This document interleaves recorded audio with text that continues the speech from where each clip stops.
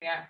Um, jadi aku dari dulu selalu di Indonesia gitu. Kecil aku sempat di Bandung dulu pas masih kecil banget di Bandung. Habis itu pindah ke Jakarta, lalu selalu selalu di Jakarta gitu ya. Dari SD, SMP, SMA aku di 70. Lalu terus aku kuliah juga di UI, mungkin di Depok, minggir sedikit. Tapi Kamu aku ini selalu di gimana sih kan? Indonesia. Nah, aku di UI itu akuntansi. Aku kuliah 3,5 tahun, hampir 4 tahun. Lalu lulus perjalananku itu aku sempat kerja di perbankan yaitu di Citibank hampir setahun. Lalu aku kerja di konsultan namanya Ernst Young. Nah, Ernst Young ini kantor akuntan publik. Kalau misalnya untuk teman-teman atau Bapak Ibu yang kurang familiar di bidang kantor akuntan, di bidang akuntansi atau keuangan gitu ya. Jadi Ernst Young ini disingkatnya namanya EY, ini tuh kantor akuntan publik. Ya, jadi aku di Indonesia itu kemarin di EY aku lulus kerja di Citibank hampir 1 tahun, lalu aku di EY 3,5 tahun, itu di bidang risiko keuangan dari awal aku masuk EY sampai sekarang. Di Indonesia itu 3,5 tahun. Di sela-sela 3,5 tahun itu aku sempat ke Hong Kong juga.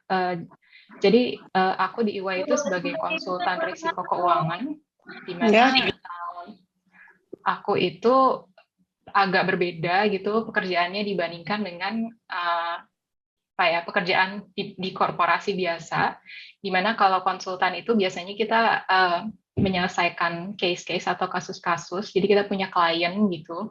Si klien ini jadi klien-klien aku itu spesifik di bidang financial service atau perbankan. Jadi perbankan atau multi finance kayak gitu. Jadi klien-klienku tuh di seputar situ, itu di industri situ, industri keuangan. Itu penyelesaian kasus-kasus risiko keuangan. Jadi kalau konsultan biasanya memang client base, project base gitu. Jadi ada project-project misal berapa bulan gitu. Di situ kita ada timeline, ada deadline di mana kita harus menyelesaikan kasus-kasus tersebut gitu ya. Di konsultan sendiri ada pertanyaan-pertanyaan juga yang biasanya ditanyakan caranya gimana kok bisa gitu ya nyelesain kasus-kasus seperti itu. Karena jadi di EY sendiri ini biasanya kita memang dapat training dari yang lebih senior gitu ya, dari atasan kita supervisor atau direktur seperti itu ya. Jadi dapat training dan juga kita bisa dapat material-material yang di share oleh teman-teman EY dari global. Kita bisa download gitu. Jadi memang secara sistem juga sudah lebih integrated, di mana kita bisa belajar kalau kita mau belajar kayak gitu. Jadi gitulah gimana kita bisa cope menyelesaikan kasus-kasus tersebut, project-project tersebut gitu ya. Jadi memang beda, maksudnya agak beda kalau di dunia konsultan tuh karena kita memang menyelesaikan kasus-kasus dalam suatu tenggat waktu yang udah ditetapkan gitu. Jadi memang selalu dapat tantangan baru gitu kasarannya, kayak gitu. Nah, ya di situ aku kerja 3,5 tahun di Indonesia. Di sela-sela itu aku sempat dapat project juga kerja bareng sama EY Hong Kong itu untuk Bank of China Hong Kong, kebetulan nggak sampai sebulan sih gitu. Setelah itu aku pindah ke sini itu April 2021 kemarin. Memang beneran masih pandemi ya, sampai sekarang juga masih pandemi. Cuman um, ya kemarin masih lumayan tinggi juga kasusnya kan. Cuman kebetulan lowongan di sini buka. Jadi dan emang kerja di luar negeri ini memang apa ya? Memang salah satu jadi mimpi aku juga gitu ya. Aku memang selalu ingin untuk kerja di luar negeri. Um, karena pas kemarin aku di Indonesia aku sadar bahwa memang di negara-negara lain itu memang punya banyak ilmu yang aku masih bisa pelajarin gitu. Jadi dan Inggris ini memang salah satu negara dengan model risiko keuangan yang cukup kompleks yang menurut aku bisa belajar banyak sekali di sini gitu. Jadi kebetulan juga kemarin lowongan kerjanya buka, jadi aku apply gitu. Prosesnya juga lumayan cepat sih bisa dibilang untuk moving, untuk dibilang pindah ke luar negeri gitu. Sekitar 3 bulan mungkin ya, sekitar 3 sampai 4 bulan. dari proses visa, apply, lalu offering dan visa. Nah, aku memutuskan untuk pindah ke sini gitu. Akhirnya seperti itu. Nah, selama di sini gimana sih gitu? Ngapain aja gitu kerjanya? Pekerjaannya sama aja sama di Indonesia atau kayak gimana sih gitu kehidupannya di sini gitu kan, ngapain? Di sini dari segi job description atau pekerjaan yang aku lakukan, karena bidangnya sama di Indonesia, jadi bidangnya sama, jadi pekerjaan yang aku lakukan apa ya, tugas-tugas tas-tas yang aku lakukan itu sebenarnya mirip gitu, bidangnya sama, cuman memang mungkin lebih kompleks gitu ya, lebih kompleks di sini dalam arti model-model resiko keuangannya di sini lebih kompleks dan juga peraturan-peraturannya gitu ya dari kalau di Indonesia mungkin OJK, BI gitu, standar akuntansi keuangan Indonesia gitu ya. Kalau di sini peraturan dari Bank of England, lalu juga Prudential Regulatory Authority atau PRA itu sama lah gitu, regulator di England itu lebih banyak peraturannya dan lebih kompleks dan lebih detail kayak gitu. Jadi aku lebih banyak belajar di sini. Tapi dari segi bidang sama. Kalau ada yang nanya misalnya dari segi environment kerjanya seperti apa gitu ya. Di sini aku bisa bilang orang-orangnya tuh lebih kritis gitu ya untuk segala hal, misalnya keputusan yang kita mau ambil, lalu untuk hal-hal yang mau kita diskusikan, maksudnya hal-hal yang sedang kita diskusikan gitu. Mereka memang aku bisa bilang sangat kritis. Lalu juga apa ya perbedaannya? Dari segi jam kerja, mungkin jam kerja kalau aku di Indonesia tuh aku bisa bilang jam kerja aku tuh rentangnya tuh panjang gitu. Jadi aku tuh memang sering lembur juga gitu. Aku udah terkenal sih sering lembur gitu dibandingin teman-temanku gitu kalau kerja di konsultan di EY gitu kan. Jadi lembur. Biasanya kayak orang bilang 9 to 5 ini kok 9 to 9 gitu, 9 to 11 gitu. Jadi aku lembur. Tapi di situ memang di EY Indonesia itu memang aku belajar juga. Maksudnya apa ya? Aku nggak ngelihat negatifnya kok lembur sih, kok lembur terus ya gitu. Tapi aku melihat bahwa positifnya adalah memang aku sangat banyak belajar. Aku sangat banyak belajar juga waktu di Indonesia gitu. Akibat dari jam lembur juga itu dan mungkin deadline segala macam. Jadi aku learning curve-ku tuh steep banget pas aku di Indonesia gitu. Karena aku memang cukup cepat dari pada saat aku fresh graduate lalu aku join ke konsultan itu bisa dibilang cukup cepat gitu ya, nggak nyampe setahun aku join ke konsultan terus belajar banyak ilmu untuk membantu industri keuangan ini menyelesaikan case-case di risiko keuangan yang mereka punya gitu. Jadi ya bisa dibilang learning curve-ku cukup steep di situ. Aku belajar banyak sampai aku merasa bahwa ilmuku tuh udah lumayan cukup pada saat kemarin aku di Indonesia. Jadi aku mikir sedangkan aku masih pengen belajar lebih. Itu sih sebenarnya karena aku pengen belajar. Jadi ya aku akhirnya putuskan buat aku kesini gitu. Aku coba apply ke sini dan ya alhamdulillah kebetulan diterima. Jadi ya aku lanjutkan di sini sekarang gitu. Itu aja sih.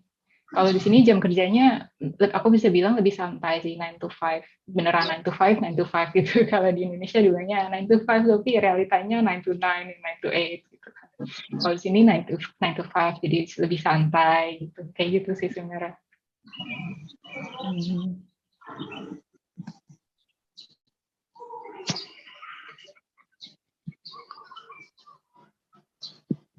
Kalau misalnya ada pertanyaan boleh sih.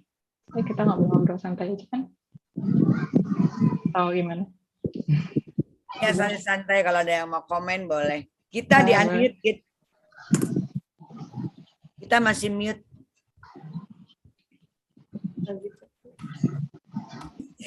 Oke.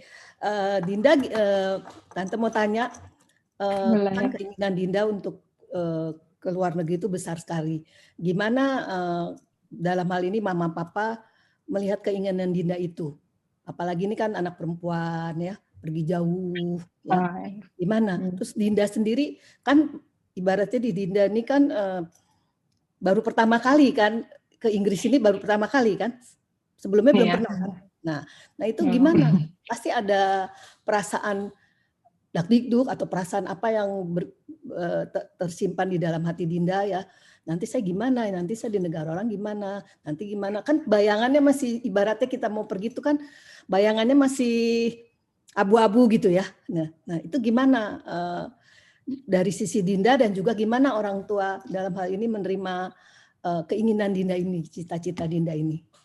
Kan nggak semua keluarga bisa menerima ya, karena apalagi kalau kita lihat budaya Indonesia kan bukan satu hal itu bukan hal yang lumrah hal gitu. Yang umum, betul. Melepaskan anak gadisnya Tante Gita aja nih cukup protektif sama anaknya, itu juga nggak mudah gitu. Gimana tuh Dinda?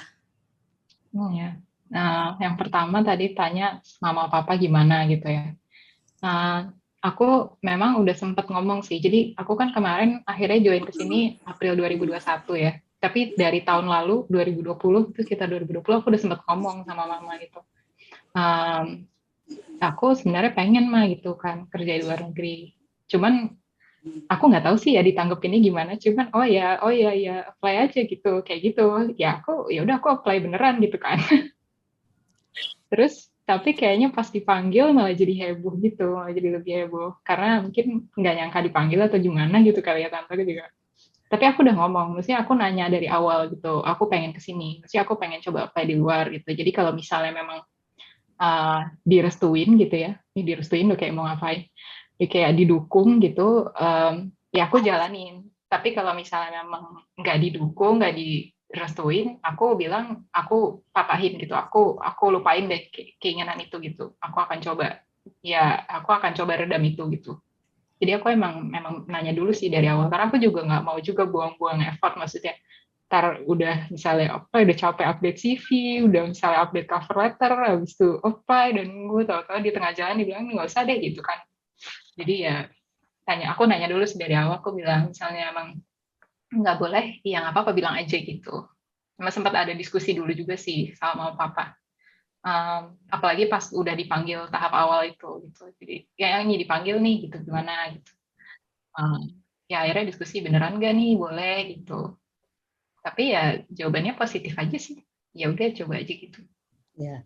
Kayaknya mama papaku ada di sini juga deh. Harus ditanyain tuh ya. Terus gimana ya, kalau nih, kita kan membedakan antara negara kita sama luar negeri ya, dalam hal ini Inggris. Ya, itu abu-abu gitu ya. Dalam penerimaan dalam ini penerimaan untuk karyawannya itu apakah ada perbedaan misalnya dari ini dari Indonesia, ini orang ini, ini orang ini, ini lulusan Indonesia bukan lulusan luar negeri. Nah, itu gimana? Apakah ya kita bangga juga ada lulusan UI yang bisa diterima di perusahaan yang bisa dibilang perusahaan besar itu kan, SN yang itu kan perusahaan akuntan yang besar kan yang sudah mendunia. Gimana? Iya, jadi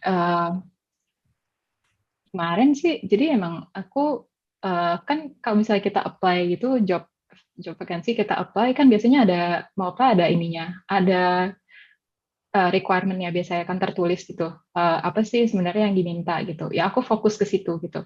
Dibilang misalnya university misalnya lulusan minimal S1 misalnya kayak gitu ya. Kan pasti ada gitu setiap kita mau apply job. Ada lulusan S1 misalnya, lalu juga misalnya minimal GPA berapa, lalu apalagi ya, misalnya bisa software statistik misalnya ABCDE kayak gitu. Ya aku fokus ke situ. Kalau misalnya aku ngerasa requirement itu aku udah penuhin, berarti aku bisa apply gitu. Aku cuman make sure bahwa aku cukup nggak nih requirement-nya. Maksudnya aku memang aku selalu coba realistis gitu sih. Jadi aku tuh memang kebetulan dari dulu juga entah itu pro atau negatif gitu ya. Kalau mamaku bilang aku selalu nggak pernah takut, cuman memang aku mikirnya bahwa emang mindset kita tuh ya mestinya kalau orang lain bisa kenapa kita nggak coba gitu kan. Kita fokus sama requirement-nya. Kalau misalnya ada pekerjaan yang lowong, ya udah kita mau apply ke situ, ya udah kalau requirement yang kita masuk gitu ya, kita cocokin, kita ternyata masuk, berarti kita bisa apply gitu.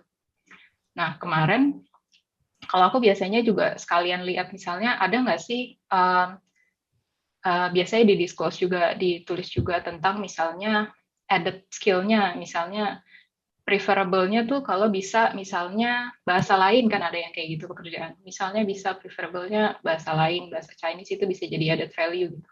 Oh ya, bagus kalau gitu malah gitu. Jadi kita kalau bisa kita juga punya value lebih gitu supaya kita menang di job requirement-nya tersebut. Cuman memang agak tricky di situ karena nggak semua perusahaan itu nge-disclose atau ngungkapin sebenarnya apa sih yang jadi added value karyawan gitu kan. Kan suka-suka HR kan menulis apa gitu, requirement basic atau enggak gitu. Itu agak tricky di situ.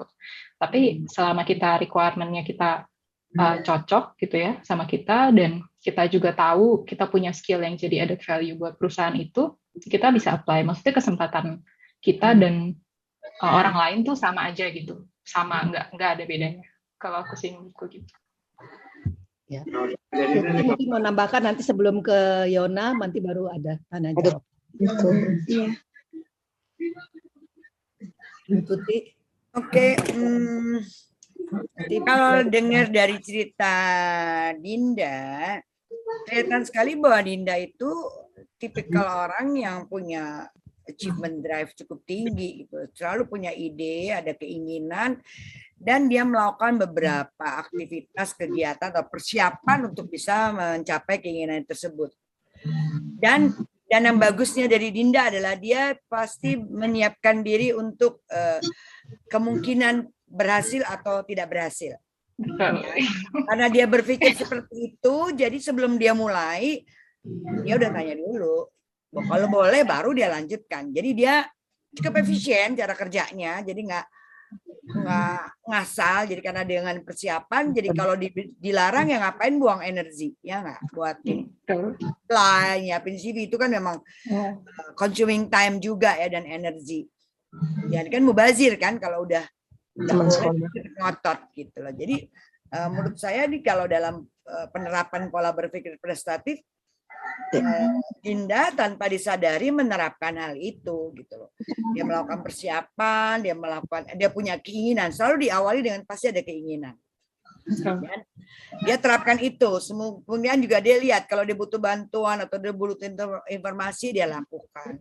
Dan ini pola berpikir prestatif ini bisa dilatih ya, diajarkan. Jadi setiap orang kalau mau berhasil terapkan ini, udah pasti akan berhasil. Dan kalaupun gagal, dia tahu what to do. Yang jadi masalah kan orang berusaha melakukan, punya keinginan, berusaha dan nggak siap buat gagal.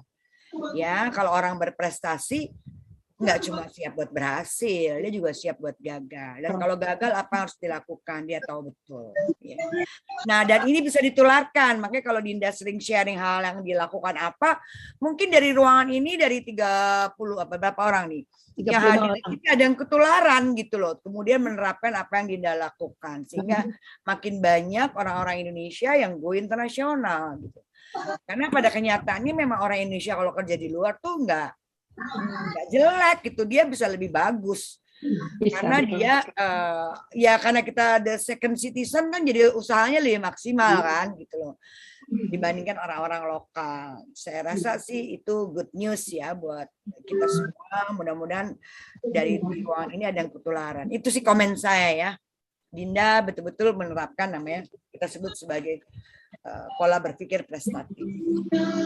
Artinya jadi tenang aja kan, gagal juga it's okay gitu kan, karena lulusan dari Indonesia pun laku di luar tuh, intinya gitu. Iya, dan itu udah pasti. Jadi sebetulnya kalau kita kerja di luar tuh opportunity-nya justru lebih luas karena dia nggak ngelihat. Kalau di Indonesia tuh kan harus 5 universitas besar, IP harus 3, atau minimal 3 dan sebagainya. Sebenarnya kalau di luar pun sekarang bahkan industri kreatif nggak peduli background pendidikan, as long as dia punya berpikir ABCDE.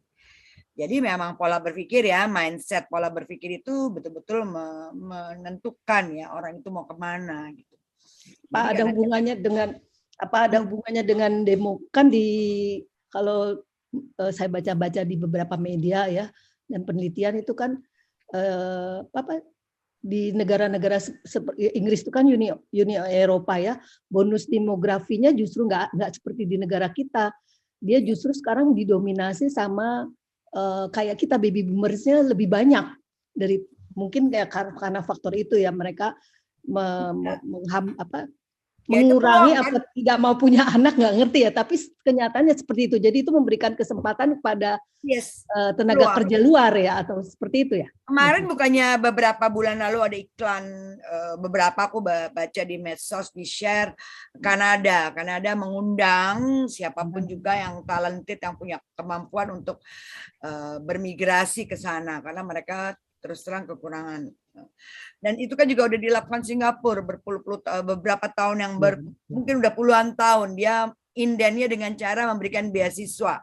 Anak yang pinter-pinter dikasih beasiswa dari, bayangin, beasiswa di kelas 1 SMA sampai kuliah. Kira-kira orang itu akan pilih kerja di Singapura atau kerja ke Indonesia? Udah pasti dia akan kerja di Singapura. Nah, itu cara strategi berbagai negara untuk bisa nginden talent person gitu. Nah, itu jadi peluang makin besar, tapi jelas peluang itu hanya bisa diambil, ditangkap dengan orang-orang yang memang pejuang gitu, fighters gitu. Nggak bisa cuma nunggu ya, insya Allah deh ada yang manggil. Nah, nggak bisa begitu ya. Kita yang mesti ada action gitu. Nah, itu Dinda udah menunjukkan sendiri. Ya mungkin beruntung buat Dinda, orang tuanya nggak kayak Bu Gita ya. Kalau Bu Gita yang orang tuanya Tante Gita nggak boleh gitu kan. Ya jadi ya peluang ini kan reciprocal ya, nggak cuma dari diri kita, tapi dari environment, lingkungan kita juga harus dukung. Ya buat orang tua yang ada di sini mungkin dia bersiap-siap aja. Wah, anak itu punya impian, ya kita mau memilih yang mana. Ya orang tua mau milih mana, menghambat atau mensupport. Ya, nggak bicara salah benar, tapi bicaranya adalah kalian mau menghambat atau mau mendorong. Itu pilihan kita, dan semua pilihan kita ada resiko. Ya kalau kita support, ya jadi sering kangen. Mungkin ya ibunya Dinda mungkin tiap malam kali, awal-awal Zooman, terus WhatsApp call, lama-lama berkurang, seminggu sekali, lama-lama 2 minggu, and then mungkin sebulan sekali udah cukup. Jadi proses adaptasinya begitu. Tapi kalau Anda mau menghambat, ya mungkin positifnya anak di depan mata. Tapi negatifnya impian anak kita nggak tahu apakah tercapai atau tidak. Itu sih Bu Gita intinya. Ini juga feedback buat kita para orang tua ya. Bersiap-siaplah kalau anaknya punya impian yang seperti Dinda, udah jelas pengen kerja di luar. Makanya attract the universe kan, attract the energy. Karena ada impian itu, tiba-tiba ada lowongan ya yang bisa di-apply, dan kebetulan dia dikerja di perusahaan yang multinasional, which is itu juga dia bisa berkarir di berbagai negara. Saya rasa itu Mbak Gita. Benar nggak Din? Betul. Tapi Indonesia juga harus, terutama pemerintah harus juga terutama Departemen Tenaga Kerja ya. Tadi dengar cerita Dinda tentang jam kerja lembur. Nah itu kan juga berbeda dengan negara yang lain, padahal perusahaannya sama, misalnya seperti itu. Ya, ya itu culture. Ya, kalau itu aku sih nggak bisa halangi karena itu culture kita. Di Indonesia itu kan masih birokrasi masih kuat ya. Kalau bos nyuruh, sementara bosnya birokrat, ya anak buah harus ngerjain. Kalau anak buah nggak ngerjain, ya dia akan dapat dinilai buruk. Nah sementara Dinda tipikal orang yang senang belajar. Dia lihat orang lain mungkin lihat, ih gila ya bos gue nyuruh gue lembur melolo nih, nggak sadar apa gue butuh private time gitu. Tapi Dinda ngelihatnya beda. Kesempatan gue belajar. Ini kan mindset. Mau pikir lembur itu dianggap sebagai siksaan atau opportunity. Karena Dinda ngelihat ini sebagai opportunity dan dia menikmati lemburnya itu, jadi peluang buat dia lebih besar. Kira-kira kalau dia ngelamar, dia orang yang tenggo di Indonesia, jam 5 pulang, 8 to 5, dia lakukan dengan disiplin walaupun dia tidak melanggar aturan. While di assess, dicari, di survei oleh waktu dia apply ke London, ada 3 orang, yang satu 8 to 5, yang satu karena pulang jam 7, yang satu mau comply dengan pekerjaannya, commit dengan pekerjaan sampai tuntas. Kira-kira mau diambil yang mana? Ya mungkin Dinda diambil ya gara-gara kan Dinda bilang prosesnya cepat. Begitu dicek, menurut lo Dinda gimana? Gila deh kalau kerja, gue kasih kerjaan mau jam berapa juga beres. Saya bilang selesai hari ini, entah dia ngerjain apa jam 11 malam, apa jam 10 malam, ya delivered. Ya, indikator atasan menilai bawahan kan deliverables. Ini orang deliver, selalu deliver. Kira-kira dinilai begitu diambil nggak sih di London? Sementara orang London udah kebiasaan kerja 8 to 5. Paling nggak dia punya kesiapan mental untuk bekerja lebih gitu loh. Makanya jalannya jadi lancar. Mungkin yang lamar nggak cuma Dinda, ada beberapa, tapi ada beberapa yang lainnya 8 to 5. Itu dia 8 to 5, sering kali nggak delivered on time. Ya udah yang diambil Dinda. Saya rasa itu sih. Yang positifnya Dinda dianggap itu belajar loh, dia nggak anggap itu lembur siksaan. Dan saya perhatikan orang-orang yang karir cepat adalah orang-orang yang memang bersedia untuk kerja ekstra. Kita ngikutin aturan jam itu nggak melanggar.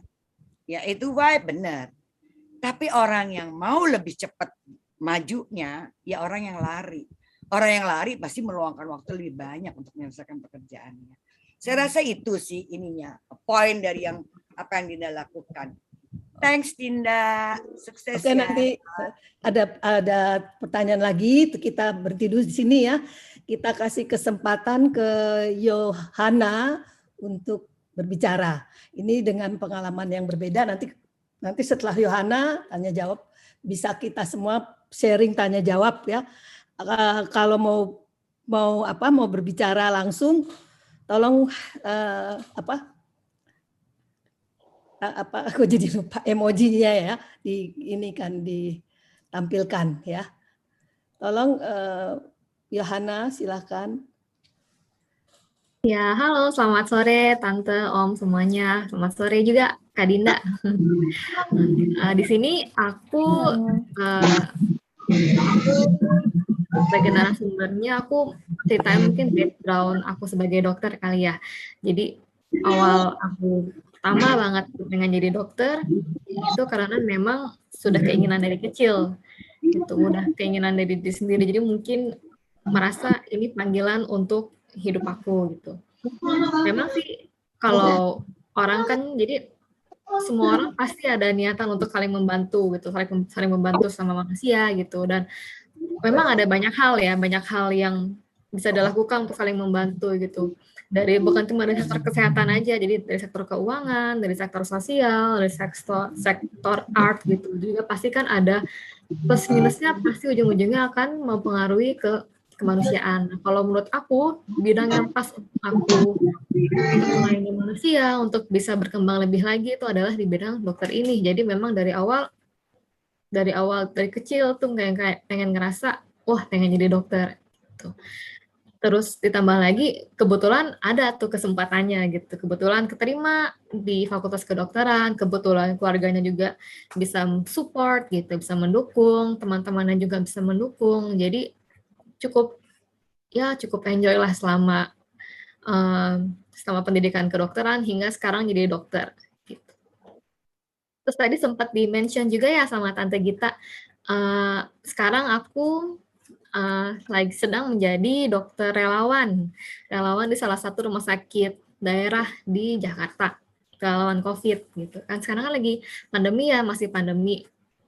Aku tuh mulai gabung menjadi dokter relawan di COVID ini mulai sejak Januari gitu, mulai Januari sampai hari ini, sampai sekarang gitu kan. Memang masih naik turun, soalnya waktu Januari itu pas lagi meningkat-tingkatnya, Desember, Januari lagi meningkat-tingkatnya, Februari, Maret mulai menurun, April, Mei menurun, terus Juni, Juli mulai naik lagi kan. Jadi memang sudah banyak sekali pengalaman ya gitu selama menjadi relawan ini gitu.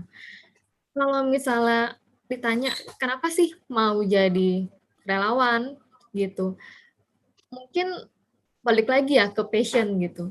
Karena memang dari awal keinginan aku adalah untuk bisa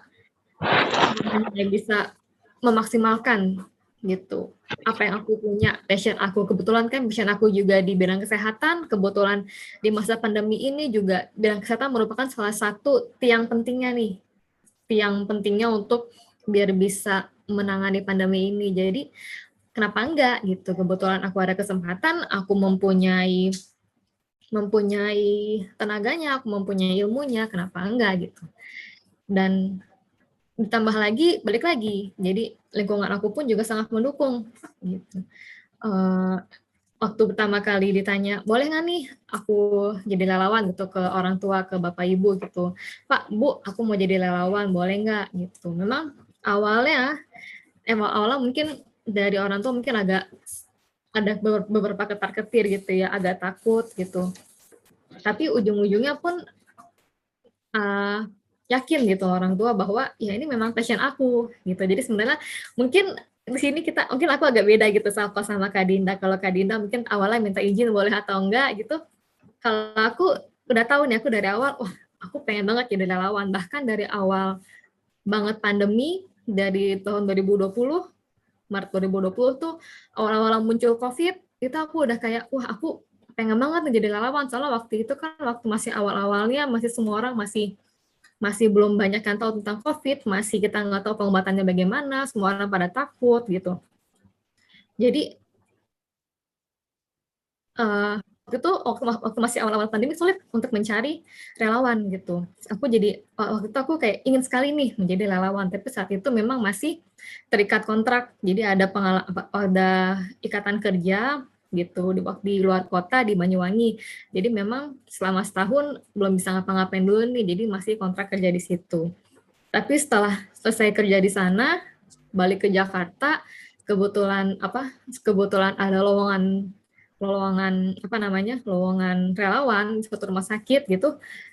Langsung saat itu aku bilang, aku mau Kak gitu, aku mau ikut gitu. Aku langsung daftar hari itu juga gitu. Jadi bilang ke orang tua. Jadi mungkin bedanya kalau Kak Dinda nanya boleh nggak nih gitu. Kalau aku nanya, Bu, aku mau gitu. Jadi mungkin apapun yang orang tua bapak ibu bilang kayaknya jangan dulu, kayaknya enggak gitu, aku pasti akan terus maju, aku akan cari jalan gimana nih, ini passion aku tuh di sini gitu. Aku juga tahu gitu, kebetulan aku juga berada di keluarga yang mungkin kita kuat nih, aku merasa keluarga kami itu kuat dalam sisi humanisnya, jadi kami ingin pokoknya pelayanan adalah yang terutama. Jadi dalam hati aku juga tahu nih kayaknya bapak ibu dan keluarga yang lainnya itu ujung-ujungnya pun akan setuju kalau aku ikut relawan ini gitu. Jadi ya udah Pak Bu, aku mau ikut menjadi relawan gitu. Jadi mau bapak ibu bilang enggak sekarang, tapi aku bisa yakinkan bahwa aku nih bisa gitu. Karena kalau bukan aku, siapa lagi gitu.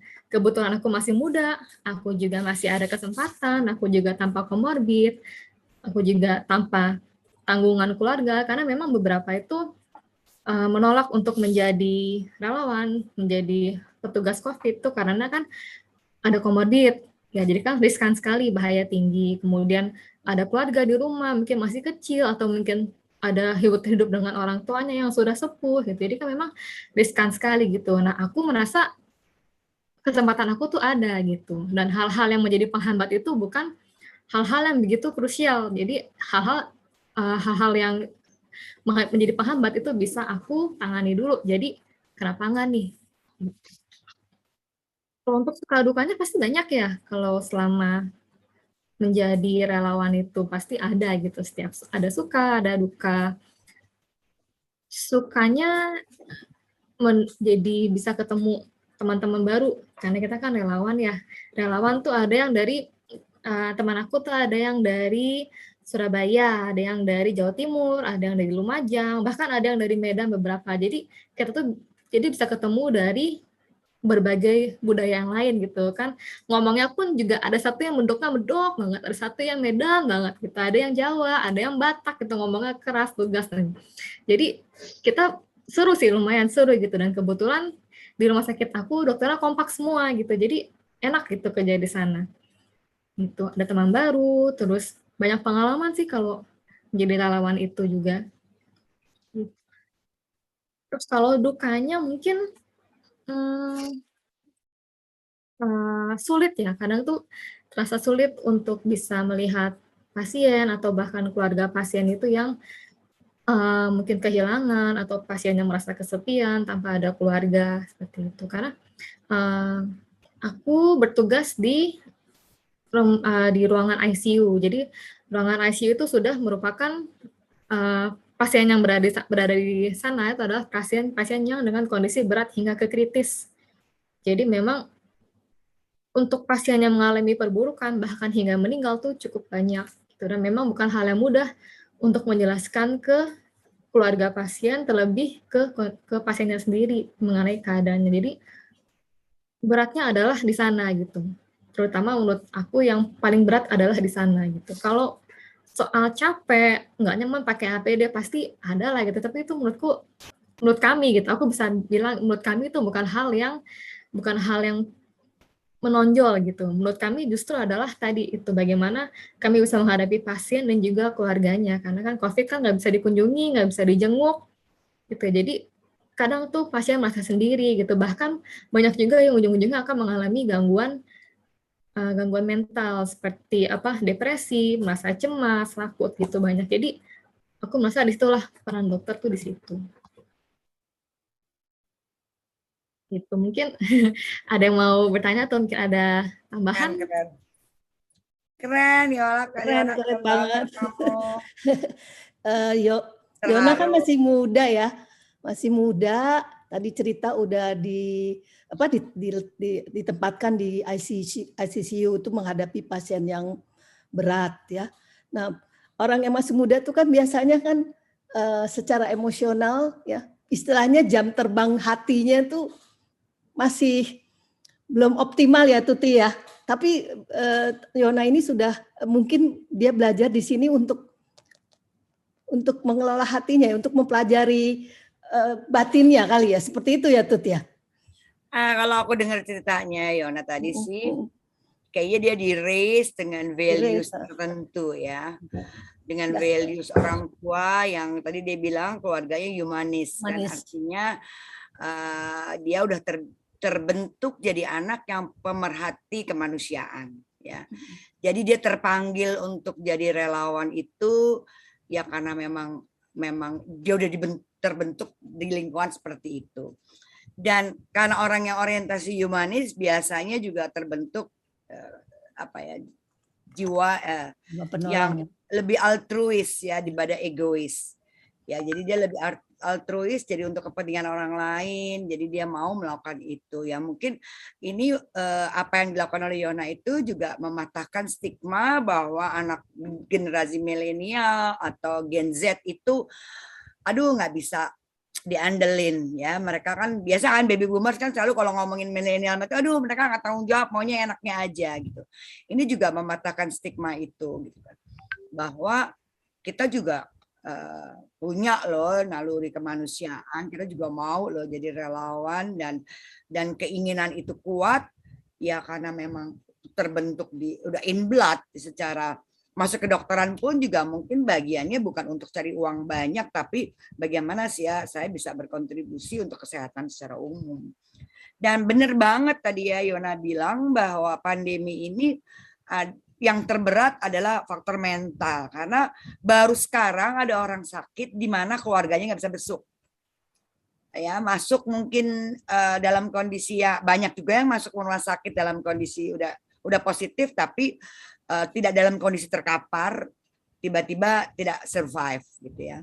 Itu juga salah satu yang mentally bisa membuat orang breakdown. Tapi kalau dari secara umum ya, secara faktual, kenapa tetap ada orang yang mau jadi relawan? Data membuktikan bahwa yang terpapar dengan yang nggak terpapar jauh lebih banyak yang tidak terpapar. Pertanyaannya, bagaimana supaya kita nggak terpapar? Ya kan? Ikutin prokes dan sebagainya. Terus kemudian yang tidak survive, yang meninggal sama yang nggak meninggal yang bisa sembuh itu jauh lebih banyak yang sembuh. Jadi itu fakta-fakta yang mungkin membuat kita juga jadi lebih optimis, nggak parno. Yang penting kita hati-hati. Nobody knows yang kena itu siapa, yang akan banyak sekali yang di rumah aja juga tahu-tahu positif gitu ya. Walaupun keluar cuma sebentar, tahu-tahu positif. Jadi kita nggak pernah ada yang tahu. Gitu. Jadi apa yang dilakukan oleh Yona itu juga menggambarkan bahwa while hati kita yang bergerak, kita malah bertindak based on hatinya kan. Yona ngerasa saya masih muda, ada kalkulasi juga. Saya masih muda, nggak komorbid. Kemungkinan untuk melakukannya juga lebih besar karena saya nggak nggak punya tanggungan, jadi kalau ada apa-apa isolasi mandiri lebih gampang daripada orang yang punya anak masih kecil-kecil. Jadi ada beberapa kalkulasi resiko yang pastinya ya orang bertindak itu pasti ada kalkulasinya. Dan kalkulasi resikonya Yona menemukan bahwa resiko saya nggak setinggi orang lain gitu. Makanya dia bergerak. Mungkin orang tua mengizinkan juga. Walaupun berat, saya yakin nggak mungkin orang tua pasti tetap berdoa tiap hari. Mungkin biasanya doa sekali 2 kali, mungkin bisa 10 kali ya. Tapi karena mereka juga tipikal orang tua yang memang fokus pada aspek humanisme, ya jadinya Yona mengambil jalan itu ya dia support aja. Tapi tetap dia pasti berdoa. Karena deg-degan juga, tapi masa saya egois sih? Anak saya nggak boleh, orang dia punya opportunity ada. Kemampuan, kompetensi ada. Why not gitu loh. Walaupun deg-degan, ya nggak Bu? Bu Ririn deg-degan nggak? Pasti deg-degan ya. Saya aja punya anak yang masih kerja mondar-mandir keluar kantor aja, deg-degan juga ya. Deg-degan buat saya, deg-degan buat dia juga. Jadi ya mau nggak mau ya saya supply dengan segala macam vitamin, segala macam perangkat yang bisa meningkatkan imunitas. Saya lakukan, hanya itu yang bisa dilakukan oleh orang tua. Tapi pilihan kan, kalau nggak kita siapa? Bener banget Yona bilang, kalau nggak kita siapa gitu loh. Masa orang lain yang punya risiko lebih besar, sementara di rumah sakit yang udah umur generasi vaksin awal, umur 60 ke atas kan udah nggak boleh ke rumah sakit, udah dibatasin mereka untuk datang ke rumah sakit. Jadi memang tinggal yang muda-muda. Ya thanks to Yona ya, kamu terpanggil untuk melakukan itu, dan ternyata nggak cuma kamu kan, banyak kan yang melakukan itu. Artinya stigma bahwa milenial and Gen Z itu generasi cuek itu nggak ada gitu loh. Mereka memang facing atau embracing the challenge itu dengan cara yang beda dengan yang the baby boomers lakukan ya, lebih konvensional. Mereka mungkin lebih cara approach-nya lebih breakthrough banget gitu ya. Jadi dengan cara-cara yang kreatif yang mungkin nggak dimengerti nih sama si orang tua. Volumenya kurang gede, Tut, sorry. Volume kurang gede katanya. Volume aku kurang gede. Oke, mungkin agak terharu jadi agak pelan suaranya. Cukup sih. Cukup. Tapi kita thanks ya. Ini terima kasih banget Yona. Salam juga buat teman-teman nakes. Tolong sampaikan dong nakes butuh support apa dari kita masyarakat. Kemudian masyarakat mau bekerja sama untuk mensupport tenaga medis yang di garda depan dengan risiko yang tinggi. Thanks Yona. Semoga sehat ya kamu. Thanks buat orang tuanya Yona juga. Dan para orang tua lain yang membolehkan anak-anaknya yang di bidang medis untuk tetap menjalankan tanggung jawab dan passionnya ya, panggilan hatinya. Thank you. Tante mau nanya nih Yona ya. Ya.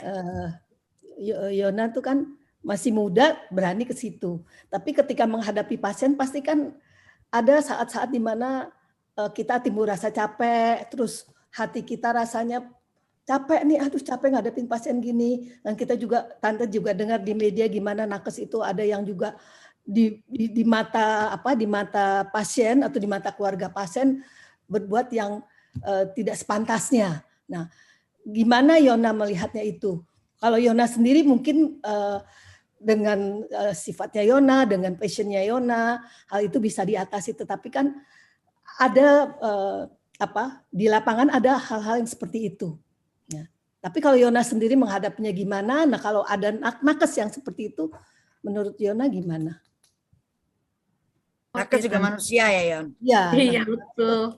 Gitu. Jadi kalau untuk capek sih pasti ada saatnya kita capek gitu. Apalagi waktu kemarin ini yang waktu bulan Juni, Juli itu yang waktu angka tingkat positivity rate-nya itu meningkat sekali gitu, bahkan lebih dari yang Januari kemarin dan cukup signifikan gitu. Jadi benar-benar kita sampai buka tenda gitu. Kalau yang waktu Januari kita cukup buka ruangan baru, buka gedung baru, ini kita udah buka ruangan baru, buka gedung baru, bahkan buka tenda gitu. Jadi memang meningkat sekali dan itu saat itu banyak sekali nakes yang berjatuhan, banyak yang akhirnya karena kecapean, overwork, akhirnya capek, akhirnya kena sakit, terus jadinya karena ada yang sakit, makin berkurang nakesnya. Jadi memang saat itu cukup berat gitu bagi kami gitu. Dan itu bukan cuma hanya untuk dokter ataupun tenaga medis aja, bukan cuma dokter, perawat, tapi juga semuanya, petugas lab, petugas radiografi, bahkan hingga ke satpam, hingga ke petugas admisi, kasir, itu semua merasakan hal yang sama itu. Jadi kalau untuk bagaimana cara aku dan mungkin bisa dibilang kami untuk menghadapi rasa capek itu adalah ya kami, aku bisa bilang kami ujung-ujungnya adalah kami akan berpikir untuk balik lagi melihat ke teman-teman kami, sesama nakes ataupun sesama pekerja yang ada di rumah sakit saat itu. Jadi ya nih, misalnya waktu itu ada kejadian gitu, ada mungkin keluarga yang mungkin nggak setuju, bilangnya mungkin ini meng-COVID-kan pasien gitu. Kalau di Jakarta sih beruntungnya hal itu nggak begitu banyak gitu. Di luar Jakarta, di daerah tuh cukup banyak kayak gitu. Cuma kalau di Jakarta paling hanya beberapa doang, 1-2 doang yang seperti itu. Jadi kami cukup beruntung sebenarnya kalau di Jakarta gitu. Iya, Tapi pernah ada kejadian gitu, nggak setuju, ini merasa di COVID kan gitu. Ataupun kalau misalnya COVID, ini apa buktinya gitu, pengen minta buktinya gitu. Kok ini bisa meninggal, kenapa bisa meninggal, kemarin masih baik-baik aja gitu. Itu kan cukup sulit menjelaskannya gitu. Kami untuk menjelaskan dalam bahasa awam tuh kadang orang tuh kurang bisa mengerti gitu. Bahkan sudah dijelaskan dalam bahasa awam tuh orang masih bisa kurang mengerti gitu. Jadi memang cukup sulit gitu. Terus kayak waktu itu pernah ngerasa ini udah habis capek kerja, udah lembur, terus harus ketemu keluarganya marah-marah kayak gini. Jadi yang bisa aku ingat saat itu adalah ya udah balik lagi gitu. Ya udah aku ketemu keluarga saat ini sehingga nanti keluarga ini nggak perlu ketemu teman-teman aku dokter yang lain. Takutnya mereka udah capek kerja juga, nanti ketemu keluarganya lagi gitu. Jadi kayak jadi memberatkan mental gitu takutnya. Jadi dan itu bukan cuma aku doang yang kayak gitu. Dan tadi seperti aku sempat bilang di awal, di rumah sakit aku tuh cukup kompak kami gitu. Jadi kami akan saling cover, saling backup gitu. Kalau misalnya kayak kemarin dokternya ada yang kurang, misalnya dokter di ICU kurang gitu, karena jumlahnya sedikit dan ada yang sakit, dokter dari ruangan, dokter dari UGD itu akan membantu. Jadi saling mengcover gitu. Jadi untuk gimana cara kami menangani capeknya adalah ya dengan dilakukan secara bersama-sama gitu, Tante. Kurang lebih kayak gitu. Oke, makasih. Jadi ada saling support ya, support ya. Joannya. Tapi kalau gitu berita-berita di media itu juga kadang-kadang juga ada provokatifnya ya, membuat kita juga kadang-kadang kok ada nakes begini. Nah itu juga sebenarnya kurang baik ya. Harusnya ada suatu berita juga yang bisa menetralkan seperti itu. Sebetulnya sih mungkin terjadi seperti itu ya, namanya juga edukasi keluarga yang terpapar kan nggak semuanya punya pemahaman yang komprehensif ya. Ini kan pandemi baru dengan knowledge yang relatif rendah yang kita ketahui tentang itu. Apalagi awal-awal nakesnya juga belum punya knowledge tentang hal itu, jadi masih simpang siur gitu, sehingga juga memang ya itu kan kondisi perubahan yang kita hadapi gitu loh. Jadi ya memang the best way ya tidak mengembangkan emosi kita untuk bereaksi secara emosional. Walaupun kesel ya kita mungkin perlu latihan lah untuk memanage, untuk tidak berespons secara emosional supaya tidak memperburuk. Jadi memang ya kita bisa mengerti sih keluarga, misalkan tadi masuk sehat-sehat keluar-keluar kenapa tiba-tiba 2 hari meninggal gitu. Yang terakhir-terakhir kan begitu tuh. Makanya masuk nggak apa-apa, udah oke, nggak tahu 2 hari kemudian meninggal. Jadi itu yang mungkin tidak dimengerti gitu loh. Nah sementara nakesnya juga udah capek, mungkin anaknya di rumah WA, PR belum beres gitu kan, internet mati nih gimana, lagi sekolah online, nah kepala rumet ngadepin pasien begitu, sehingga terjadi perdebatan. Harusnya itu sih nggak usah terlalu kita expose ya hal seperti itu, karena itu sangat manusiawi. Kehilangan dalam kondisi non pandemi aja udah meraung-raung, ada yang meninggal udah di ICU sebulan aja, masih banyak keluarga yang tidak bisa terima gitu ya, karena itu kan berita buruk. Nah memang para nakes ini kan dihadapkan kalau ngasih berita baik, kelahiran bayi, jenis kelamin kan berita positif, berita baik itu pasti gampang. Nah ini kan tantangannya harus menyampaikan berita buruk di mana saturasi turun, makin turun, butuh ventilator, tapi ventilator yang ada cuma terbatas, ini ngantri. Nah itu kan belum tentu bisa langsung diterima oleh keluarga yang terdampak. Karena memang fasilitas yang ada di rumah sakit itu kan tidak dipersiapkan untuk handle pandemi yang luar biasa ini gitu. Jadi ya mau nggak mau itu kenyataan yang perlu dihadapi. Ya intinya si para nakes ini pun juga harus disupport oleh lingkungan. Jangan kalau kita terima berita gitu kita langsung, iya nih nakes gimana sih gitu. Karena saya juga pernah ada keluarga temen yang masuk terus ini nggak tahu nih dokternya belum ketemu lagi, belum ada informasi gimana dia, belum bisa ketemu sama dokternya. Saya udah bisa kebayang pasti dokter juga dalam situasi chaos karena itu lagi tinggi-tingginya. Sehingga mereka sendiri pun belum yang terpapar juga. Jadi harusnya ditangani 5 dokter mungkin jadi 3 dokter, bisa bayangin nggak? Beban nambah, tenaga kurang gitu loh. Jadi situasi itu mungkin yang terjadi dan kita masyarakat ini juga harusnya juga mulai untuk tidak terfokus atau tidak mudah terpengaruh dengan berita-berita seperti itu. Kita harus punya pemikiran bahwa semua berjuang kok, semua lagi berusaha, tapi usaha kita tercapai atau tidak nobody knows gitu. Yang bisa kita lakukan cuma usaha. Tapi menjamin hasil itu kan nggak ada yang tahu gitu. Bahwa kalau divaksin semua, London udah 2/3, Inggris udah 2/3 rakyatnya divaksin, tetap bisa naik gitu loh. Ya, jadi kita nggak pernah tahu, tapi kita usaha harus maksimal, tetap pakai prokes ya, 5 double masker dan sebagainya, tetap harus menghindari crowd itu udah benar-benar harus dilakukan. Karena kita nggak pernah tahu, ya apakah menjamin bahwa itu kita bakalan nggak kena, nobody knows ya. Kita cuma bisa usaha. Itu aja sih mungkin kaitannya dengan tadi gimana kok ada berita-berita tentang nakes, saya sih nggak pernah melihat itu sebagai isu yang perlu diperhatikan ya, melainkan saya pikir apa yang mesti kita lakukan gitu buat bantu nakes ini supaya tetap imunitasnya terjaga. Karena saya dengar kemarin ikut webinar bahwa nakes itu nggak jadi prioritas untuk dikasih vitamin karena terbatas ya, yang prioritas tuh penderita yang terpapar dengan nakes yang terpapar. Jadi nakes yang sehat mungkin jatahnya nggak seperti nakes yang itu karena keterbatasan sumber. Nah ini kita nih masyarakat nih kalau mau ya bantu ya kasih vitamin, makanan kesehatan buat nakes, itu yang paling bisa dilakukan oleh masyarakat umum. Kalau tergantung pada pemerintah urusan ini kayaknya nggak tercover deh gitu. Kemarin ini juga kan bilang kalau yang usia sudah senior juga dokter nggak boleh praktek, benar nggak itu? Iya, nggak boleh ke rumah sakit. Yang jelas sih mereka nggak boleh ke rumah sakit. Ya, jadi ada usia-usia tertentu yang bisa di lapangan. Iya. Ini kita memberikan kesempatan sebelum ini terakhir ya, kita memberikan kesempatan kepada audiens. Ada yang mau bertanya bisa bicara langsung ya. Open mic ya. Open mic, open video ya. Tolong sebutkan nama dan dari mana kalau boleh ya. Silahkan untuk 3 orang aja dulu.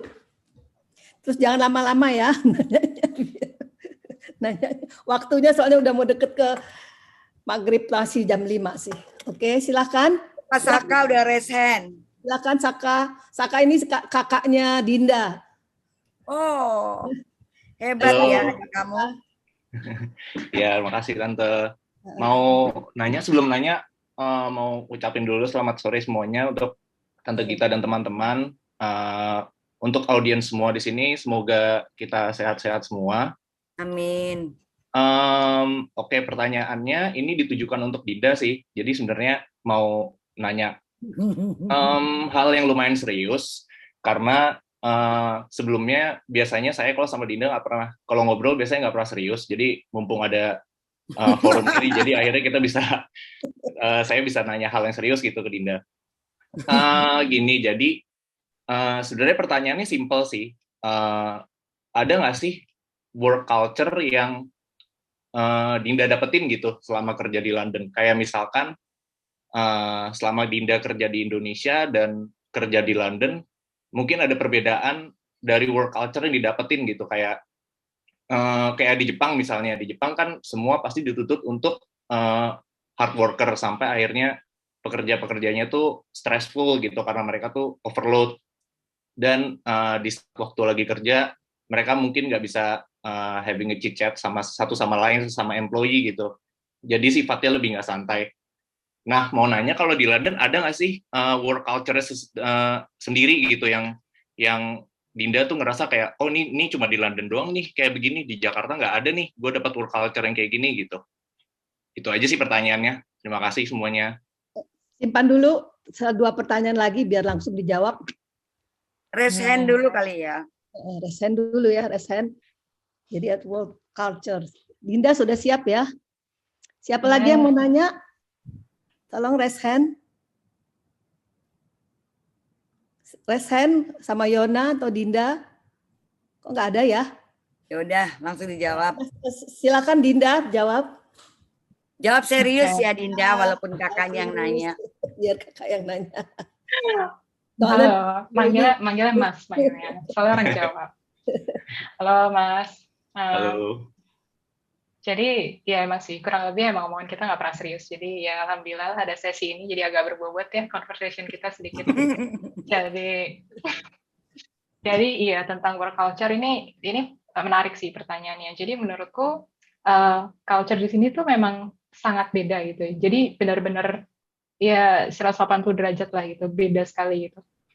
Dari banyak aspek. Yang pertama mungkin tadi mungkin dari segi jam kerja gitu. Cuman aku kan jawab, maksudnya aku kan tadi jelasin dari segi yang lumayan general. Cuman kalau spesifiknya dari segi work culture ini mungkin yang pertama dari segi jam kerja tadi beda. Jadi di Indonesia bisa jadi ya 9 to 9, 9 to 10, 9 to 11 gitu. Di sini 9 to 5. Jadi orang-orang di sini dengan kata lain, mereka tuh sangat menjunjung tinggi yang namanya work-life balance gitu. Jadi mereka sangat nggak mau kalau mereka itu kerja lembur tanpa alasan gitu. Mereka mau lembur, tapi harus benar-benar jelas kenapa sih harus lembur gitu. Apakah benar-benar harus, apakah memang ada deadline dan sebagainya gitu. Jadi mereka nggak lembur cuma karena pekerjaan-pekerjaan yang bisa dibilang nggak terlalu signifikan lah untuk menyelesaikan project gitu ya. Pertama dari segi work-life balance mereka menjunjung itu. Dan kalau bisa dibilang juga mereka work-life balance, tapi mereka kerja dengan sangat efisien. Jadi kalau mereka datang, mereka meeting jam 9, ya jam 9. Beneran jam 9, tank udah ada gitu di situ. Jadi nggak ada yang namanya ngaret-ngaret gitu ya, kayak nunggu si ini dulu atau ya sarapan dulu gitu kan. Kalau di Indonesia kadang ya santai lah sarapan dulu gitu. Atau makan bakso dulu gitu, ada aja gitu. Tapi kalau di sini enggak sih. Jadi tepat waktu lah gitu, tepat waktu dan efisien. Di sini biarpun 9 to 5, tapi itu tadi efisien, waktu istirahat biasanya setengah jam, 45 menit lah gitu. Kalau di Indonesia bisa dibilang 1 jam lah minimal gitu ya, kalau untuk karyawan yang kerja di korporasi gitu, mungkin paham lah ya peraturan-peraturan ini gitu. Kalau entrepreneur kan terserah ya. Tapi kalau kerja di korporasi biasanya 1 jam lah gitu ya. Itu bedanya, kalau di Indonesia 1 jam, di sini mungkin 45 menit, setengah jam.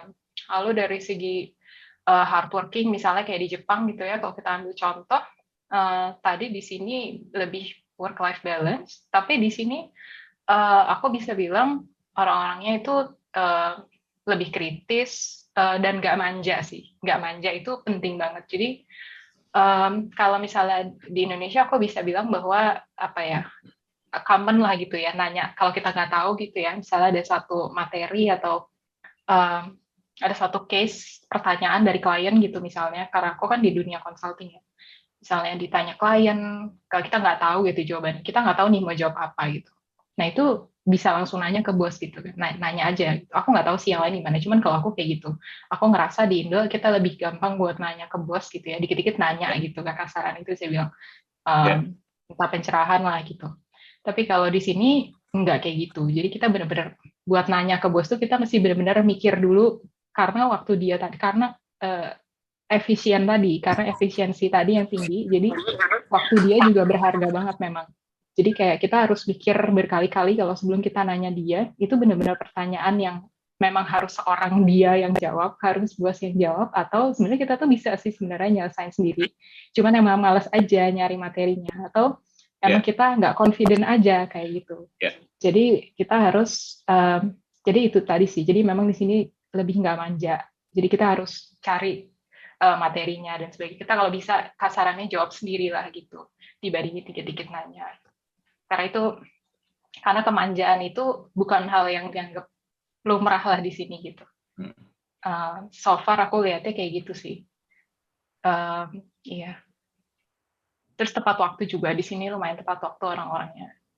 Oke. Terus mereka udah menjunjung diversity gitu. Jadi mungkin dari segi work culture juga, mungkin ini culture atau bisa dibilang value juga sih ya. Kalau misalnya kita di tempat kerja biasanya kan ada ya di mana ya, di tempat kerja atau di daerah misalnya di Indonesia atau di Jakarta di mana gitu ya. Biasanya kan ada stereotyping gitu, ada generalisir. Misalnya orang-orang kayak gini tuh biasanya kayak gini, sikapnya, kelakuannya gitu ya, kayak gitu stereotyping. Tapi kalau di sini enggak, biasanya mereka menjunjung diversity sih kalau yang aku lihat. Jadi mereka nggak peduli gitu ya background-nya dari mana, selama maksudnya, dan lebih profesional juga di sini. Jadi mereka nggak peduli nih orang dari mana background-nya. Pokoknya kalau kita bekerja bareng ya udah kita kerja efisien, deliverable sebelum deadline, udah beres gitu. Oke. Gitu. Oke. Terima kasih. Itu ya. Very good answer. Gita, ada pertanyaan tuh dari Mbak Dosorini dan Pak Riza. Mbak Dosorini. Pak Riza udah raise hand. Mbak Dosorini nanya ini. Silakan Mbak Doso dulu ya Pak Reza. Nah, aku bacain aja, Mbak Dosorini udah nulis soalnya. Mbak Dosorini ada pertanyaan untuk Mbak Dinda dan Mbak Yona. Mbak Dinda dia nanya, dalam hal apa effort terbesar yang perlu dilakukan untuk bisa menyelesaikan diri untuk bisa kerja di luar negeri? Itu pertanyaan Mbak Dosorini untuk Mbak Dinda.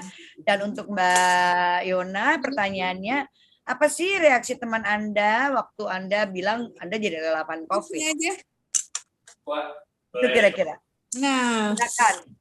Mau dijawab dulu atau mau raise hand dari Pak Reza, jadi biar langsung Pak Reza. Ya, Pak Reza. Jelas ya Pak Reza pertanyaannya.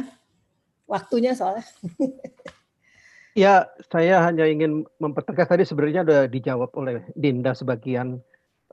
Salah satu sifat manusia Indonesia dari penelitian salah seorang teman kami, Hana Panggabean, bahwa seringkali bersikap kompromistis dan susah bilang tidak.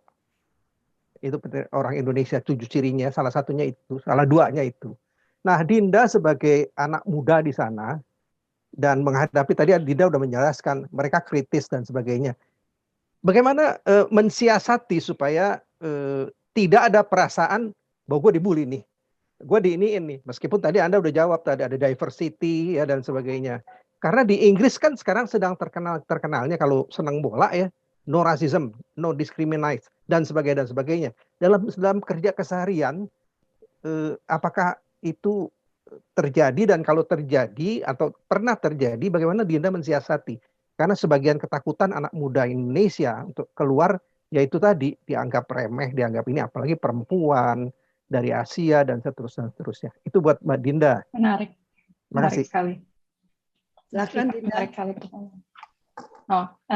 Tadi jawab pertanyaannya Mbak Doro dulu ya tentang effort terbesar bisa kerja di luar negeri. Oke, memang ini tadi kan kalau misalnya kita dari segi dari segi on paper gitu ya, black and white, mungkin kita bisa bilang bahwa kita fokus ke requirement-nya kan. Kita mau apply job apa, kita fokus ke requirement-nya, udah sesuai sama kita atau belum gitu.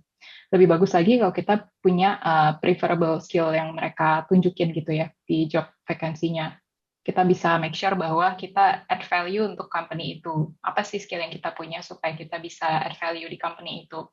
Tapi kalau misalnya ditanya dari sisi lain gitu, sebenarnya apa sih gitu effortnya ya selain mempersiapkan dari requirement itu gitu, dan mungkin dari segi personality kita, dari segi well-being kita, dari segi mental kita, itu mindset kita itu penting semuanya gitu. Jadi dari segi mindset itu memang yang aku sering temuin juga di sini tuh kan sering di Indonesia itu kan sering ya dibilangin sejenis gimana ya bilangnya, kayak kadang dibilang kita tuh orang Indonesia gitu, kadang kita mana bisa gitu ya kerja di luar negeri, mana bisa sih kayak gitu, pas kan susah, emang kita nih siapa kayak gitu ya.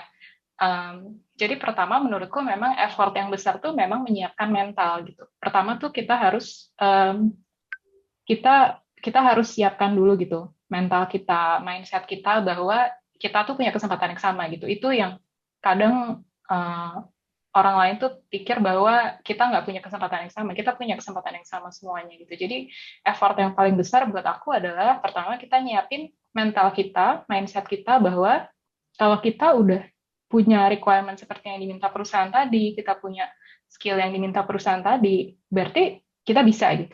Itu adalah ekuivalen dengan kita bisa, gitu. Kita mampu sebenarnya, tinggal apply aja gitu. Tinggal apply dan jalanin prosesnya, udah kita nail di interviewnya gitu, nail it, udah gitu, kita pasti diterima gitu. Nggak ada bedanya sama orang lain. Jadi kita harus siapin mindset kita tadi sebenarnya, kayak gitu. Tapi itu memang hal yang paling susah karena kadang ada kan ya influence dari orang-orang gitu, yang dimana misalnya kalau kita sampein gitu ya, misalnya angan-angan kita, misalnya iya kita pengen kerja di luar negeri, misalnya aku pengen kerja di luar negeri gitu ya, misalnya kita sampein kayak gitu ke teman-teman kita misalnya, atau ke keluarga kita, atau ya ke sahabat-sahabat dan sebagainya, saudara-saudara misalnya kayak gitu, pasti ada aja respon negatif kan ya, bilangnya mana mungkin sih, kan susah. Nah kayak gitu, komentar-komentar kayak gitu yang kadang mungkin kalau misalnya teman-teman cuek gitu ya, orangnya bodo amat kalau kalau requirement gue cukup memang kenapa gitu ya. Tapi kalau misalnya untuk orang yang kadang terinfluence, itu agak susah gitu ya, karena pasti mindset mereka akan terus tertutup gitu, akan terus narrow, akan terus sempit seperti itu. Jadi memang penting sekali kalau kita mau mencoba suatu opportunity yang baru, yang kita anggap sesuatu itu adalah sesuatu yang besar, kita harus siapin mindset kita dulu gitu, harus siapin mental kita dulu. Dan di samping itu juga, maksudnya mental oke, tapi requirement-nya juga harus sesuai gitu ya, sama yang kita punya gitu. Kalau nggak sesuai mental doang kan nanti takutnya nggak diterima. Jadi harus sesuaiin kayak gitu. Semoga menjawab. Untuk pertanyaan yang kedua tadi dari segi sifat manusia yang Indonesia yang susah bilang tidak, itu betul, karena memang ya pasti di Indonesia kita dibilangnya kalau kita disuruh ngerjain suatu kerjaan gitu ya, kadang agak nggak enak gitu ya, itu emang udah culture-nya seperti itu sih ya. Nggak enak kalau nanya, kenapa sih kita harus ngerjain ini gitu. Padahal kan kadang kita harus tahu misalnya, kenapa sih kadang kita harus ngerjain ini, apalagi itu kita spending time banyak di situ gitu, menghabiskan waktu banyak, apalagi kita harus lembur gitu ya. Tapi karena itu bos yang nyuruh, dan kita nggak enak untuk nanyanya, misalnya kayak kenapa sih kita harus ngerjain ini, karena kita pengen tahu gitu. Itu jadi nggak enak, jadi ya kadang kita lakuin aja, biarpun kadang kita nggak tahu gitu. Bahkan kita nggak ngapain sih ngerjain ini. Dan bahkan kadang sebenarnya kita pikir bisa jadi gitu ya, bisa jadi ini nggak relevan sama pekerjaan kita, ini cuma lemparan aja entah dari divisi mana gitu ya misalnya, atau itu nggak ada added value-nya buat kita, misalnya kita nggak belajar hal yang baru dan sebagainya, atau mungkin nggak terkait sama project atau apapun itu ya gitu. Cuman ya kalau di Indonesia seperti itu, memang itu betul. Kalau di sini aku bisa bilang, aku bisa nanya sih gitu, memang kenapa sih kita harus ngerjain ini, kira-kira hubungannya apa ya, kayak gitu. Karena aku bilang bahwa aku sekedar mau tahu gitu ya. Jadi bukan berarti nolak, cuman karena di sini itu aku bisa bilang terkait efisiensi kerja tadi, jadi kita boleh challenge balik gitu ya, bukan challenge sih, kita bisa mempertanyakan balik, misalnya bos, emang ini perlu ya gitu ya, kita kerja hal ini, yang ini kayaknya sebenarnya nggak penting-penting banget gitu, kan kita jam kerjanya cuma 9 to 5 gitu, emang penting yang ngerjain ini kayak gitu. Jadi di sini tuh bisa dibilang kita boleh nanya lagi gitu, sebenarnya lebih kayak gitu. Lalu terkait juga diskriminasi, ya, terkait diskriminasi,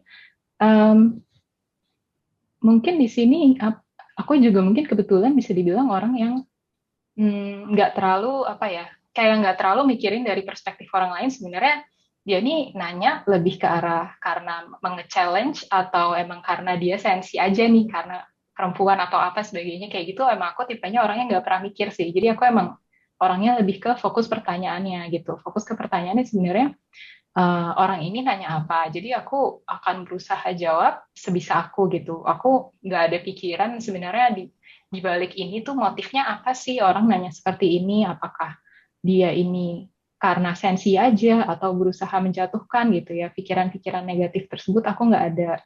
Cuman sejauh ini aku ngerasa di sini mereka memang sesuai value-nya gitu. Mereka menjunjung diversity dan memang orang-orang yang kerja di kantorku juga emang lumayan diverse gitu ya. Ada juga satu dari Malaysia, ada satu dari Vietnam, ada satu dari Filipina, ada dari mana lagi ya? Ada dari Zimbabwe, ada juga. Jadi macam-macam. Memang menjunjung diversity dan dari segi career advancement juga sama gitu, peluangnya sama. Jadi nggak mentang-mentang misalnya black people gitu ya dianggap mereka mana mungkin gitu makanannya nggak bergizi gitu kan, orang Indonesia ada aja netizen yang kayak gitu kan anggapnya gitu, tapi ternyata enggak, maksudnya mereka bahkan punya banyak sertifikasi yang kita nggak punya, yang banyak orang British sendiri nggak punya gitu, kayak gitu. Jadi kita anggapnya sama sih kayak gitu. Jadi dari segi diskriminasi sih aku nggak pernah merasa didiskriminate gitu ya, nggak pernah merasa dijatuhkan, karena memang pertanyaan-pertanyaan yang ditanyakan juga memang bagus dan cukup kritis, dan itu apa ya, relevan dengan pekerjaan yang sekarang kita lakukan. Jadi aku nggak ambil pusing juga sih memang orangnya, jadi ya aku jawab aja, kita diskusi ya, kita diskusi secara profesional gitu, kayak gitu. Selama aku bisa jawab ya nggak ada masalah, terserah dia niatnya mau ngapain gitu. Kayak gitu. Sudah. Terus Yona, tadi pertanyaan buat Yona. Silakan Yona. Oke, terima kasih Tante Surini ya tadi ya. Ketika untuk daftar jadi relawan, apa reaksi teman-teman? Sebenarnya reaksi teman-teman cukup beragam ya, tapi terutama reaksi yang aku dapatkan adalah mereka juga ikut tertarik nih gitu. Beberapa ada yang nanya-nanya gimana sih gitu, menjadi relawan tuh suka dukanya bagaimana, jam kerjanya bagaimana. Jadi terutama yang adik-adik kelas gitu, apa yang satu angkatan di bawah atau 2 angkatan di bawah gitu, yang apa yang masih muda-muda banyak gitu. Gimana sih jadi relawan tuh gimana gitu. Jadi sebagian besar tertarik gitu. Sebagiannya lagi mereka sudah terjun duluan sebelum aku gitu. Jadi kita udah tahu nih, kita paling hanya saling support aja. Jadi kadang kalau misalnya di media sosial gitu, kita saling support kayak semangat ya gitu. Jadi kayak kita mungkin reaksinya adalah jadinya saling menyemangati dan tertarik gitu. Sudah? Ada lagi yang menambahkan? Tuti mau menambahkan? Mungkin buat closing aja ya, bahwa dalam kehidupan sekarang ini kan dengan kita, kalau dari cerita kalian berdua itu memang tanpa sadar kalian tuh menerapkan yang namanya, yang lagi baru rame sekarang bicara soal fixed mindset dan growth mindset. Artinya kalau kita aplikasikan growth mindset di dalam diri kita pasti akan lebih terbuka untuk hal baru, selalu menganggap diri ini bisa berkembang, bisa mampu. Tadi Dinda bilang kalau memenuhi kualifikasi ya udah pasti kita dianggap mampu gitu ya. Masa bisa lolos seleksi terus kita dibilang nggak mampu, kan nggak mungkin. Mereka kan juga udah melakukan seleksi dengan berbagai metode ya, sehingga kalaupun lolos itu harusnya orang-orang yang memang kompeten untuk bisa bekerja, sehingga tinggal mampunya udah, tinggal maunya kan. Nah, growth mindset itu membantu mendorong orang itu bisa selalu berupaya untuk mengembangkan dirinya dengan lebih baik. Jadi tidak ada tuh kalimat bahwa udah deh kalau gue udah nggak mungkin, udah deh kalau gue udah nggak mampu. Nah kalau kita ketemu orang yang udah deh lo nggak mungkin lah orang Indonesia kerja di luar negeri, nah itu berarti dia sedang menerapkan fixed mindset, which is itu nggak perlu didengar gitu, karena kita nggak pernah tahu, karena ada opportunity dan kita masuk, kita mencoba, kita beradaptasi. Kuncinya adalah kita beradaptasi. Tadi Mbak Yona juga, menurut saya Mbak Yona bisa pengalaman jadi relawan ternyata punya pembelajaran banyak ya. Belajar budaya, yang perbedaan budaya, ngerti teman-teman dengan bahasa, ketemu orang yang mungkin waktu kuliah nggak pernah ketemu, kali ya teman ngomongnya medok gitu ya. Ini ngomongnya medok, dan belajar tentang perbedaan-perbedaan itu kan yang membuat kita juga jadi lebih siap untuk tumbuh berkembang dengan memang kita terberi di Indonesia dengan berbagai culture gitu ya. Which is culture-nya beda, udah pasti kebiasaannya juga beda. Nah, dengan kita ketemu orang berbagai orang itu kan juga menambah wawasan, bekal hidup kita untuk kita embrace the challenge berikutnya ya. Kita nggak tahu ke depan nanti apa. Apakah pandemi akan berakhir atau akan ada pandemi baru lagi, nobody knows. Jadi kita udah di-equip dengan beberapa pengalaman sehingga membantu kita untuk lebih terbuka dengan peluang-peluang yang ada, dengan tantangan-tantangan yang ada. Saya rasa sih itu, Mbak Gita, kita semua juga harus mulai lebih terbuka ya, lebih adaptif, lebih luas. Jangan kaku ya, karena pemikiran yang kaku itu akan menjebak kita ke dalam suatu jurang yang kalau udah masuk jurang itu bangunnya susah. Lebih baik sebelum masuk jurang kita belok-belok dikit lah. Kalau mau belok ya mau nggak mau kita harus menggunakan pola pikir yang lebih fleksibel, yang lebih tumbuh, berkembang, yakin bahwa siapapun, usia kapanpun, kita bisa kok punya opportunity berkembang. Jadi nggak ada tuh batasan. Ini udah tua gaptek, nggak. Gaptek bisa belajar bentar gitu. Gua nggak bisa nih share screen. Ayo belajar share screen 5 menit, 10 menit juga bisa. Jadi sejauh kita mau bercoba, sejauh kita mau berusaha, kita pasti bisa. Dan kalau Anda selalu bisa, Anda juga akan lebih happy. Orang tidak bahagia karena dia merasa selalu tidak bisa. Dan happiness itu paling penting dalam hidup ini. Apapun yang kita capai, apapun kita lakukan, carilah kebahagiaan untuk diri sendiri. Kalau Anda bahagia, lingkungan Anda pasti bahagia. Ya, kalau lingkungan makin banyak yang bahagia, oh dunia ini makin damai. Dunia ini nggak damai karena banyak orang yang tidak bahagia. Ya, kalau orang semua bahagia, dunia ini damai. Kemana-mana orang ketawa. Walaupun nggak gila, tapi dia bisa ketawa. Itu sih kuncinya, Mbak Gita. Terima kasih, Dinda, Yona, sehat selalu ya. Terima kasih Mbak Gita. Ini sebelum terakhir ya, ada cuma sedikit pengen tanya terakhir aja, Dinda dan Yona, silakan. Apa sih mimpinya ke depan? Cita-citanya ke depan, karena kan masih ke depan kan mungkin menikah, siapa tahu Dinda juga kita nggak tahu hidup ke depan ketemu jodoh di sana, atau Yona gimana? Yona kayaknya udah punya pacar nih. Nah, silahkan, mimpi-mimpinya apa? Kan belum pernah tahu kita mimpinya, pengen tahu aja. Nanti baru kita penutup. Kalau membahagiakan orang tua, bersyukur orang tua sangat mensupport Dinda dan Yona, membangun budaya humanis. Ya, tapi mimpi ke depan apa buat Dinda dan Yona? Silakan. Silakan Dinda dulu. Ya, boleh. Iya, mimpiku ya. Mimpiku, ya aku sebenarnya sih sampai sekarang gitu ya, sejauh ini aku masih tetap pengen berkutat di bidang konsultan gitu ya. Jadi aku emang pengen jadi expertise di bidang risiko keuangan ini gitu sampai sekarang. Dan mungkin akan aku lanjutin gitu ya sampai nanti. Ini juga salah satu alasan kenapa aku ke luar negeri gitu ya. Karena aku kan pengen cari ilmu lebih, karena aku pengen jadi expert tadi sebenarnya. Sebenarnya itu sih mimpiku. Ya pasti bahagiain orang tua, ya pasti membanggakan gitu. Ya so far itu sih. Sampai sekarang aku masih konsisten dengan bidangku. Terus dapat suami? Dapat suami yang jodoh aja lah. Oke. Tidak, itu aja yang pasti membahagiakan orang tua udah pasti ya. Lalu Yona?